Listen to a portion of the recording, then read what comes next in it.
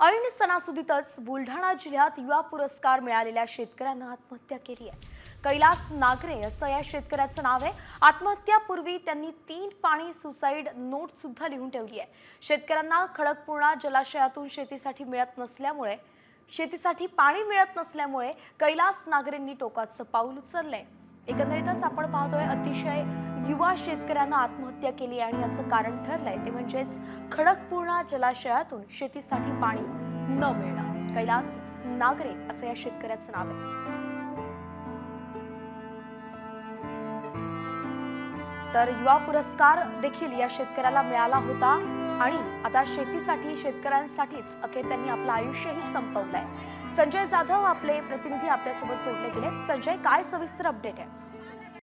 Comscore नुसार आता isakal.com आहे देशातील नंबर 1 ची मराठी न्यूज वेबसाईट। प्रत्येक अपडेटसाठी isakal.com ला नक्की भेट द्या।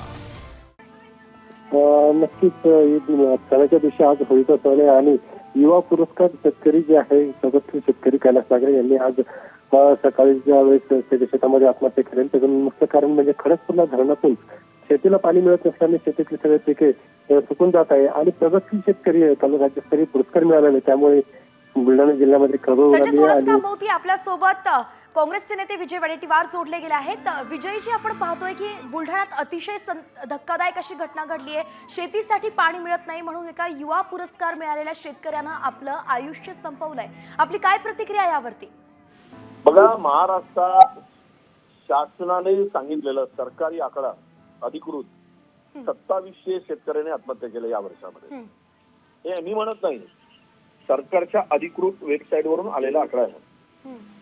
जर या राज्यामध्ये एक युवा म्हणून सन्मान होतो, त्याचा सत्कार केला जातो, त्याला पुरस्कार दिला जातो आणि तोच जर आत्महत्या करत असेल तर सरकार किती फसवेगिरी करते आहे, शेतकऱ्यांना कसं फसवत आहे, शेतकऱ्यांशी कशी बेईमानी करते आहे, शेतकऱ्यांशी कशी गद्दारी करते आहे, हे या आत्महत्येवरून स्पष्ट होत आहे।